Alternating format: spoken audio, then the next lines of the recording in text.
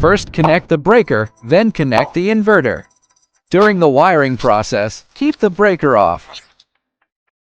Connect PV interface. Pay attention to the positive and negative poles. The red line is the positive electrode. The black line is negative.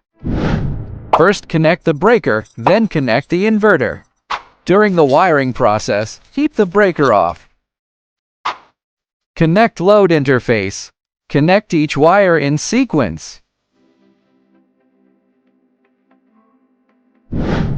First connect the breaker, then connect the inverter.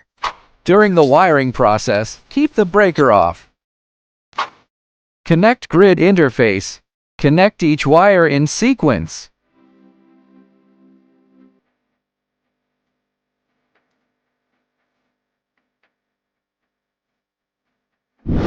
First connect the breaker, then connect the inverter. During the wiring process, keep the breaker off. Connect battery interface. Pay attention to the positive and negative poles. The red line is the positive electrode. The black line is negative.